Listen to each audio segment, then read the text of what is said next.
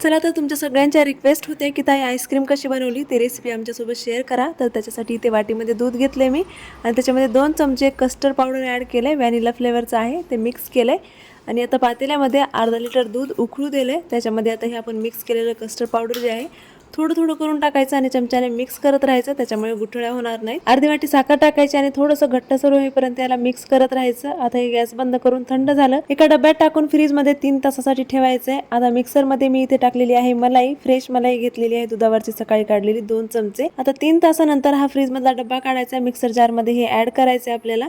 सोबत vanilla flavour 3 ते 4 थेंब याच्यात टाकायचे आपल्याला. आता मिक्सरमध्ये फिरवून घ्यायचे आपल्याला, असं फेसाळलं पाहिजे छान. तर आईस्क्रीमची टेस्ट आणखीन वाढवण्यासाठी तुम्ही याच्यात काजू बदामचं पावडर टाकू शकता किंवा मग चॉकलेटचे तुकडे सुद्धा टाकू शकता. तर मिक्सरमधून फिरवून घेतल्याच्या नंतर परत आपल्याला रात्रभरासाठी फ्रीजमध्ये आईस्क्रीम ठेवायची आहे आणि रात्रभर ठेवल्याच्या नंतर सकाळी बघू शकता तुम्ही याच्यावरती मी गार्निशिंग केलेलं आहे चॉकलेट सिरपने.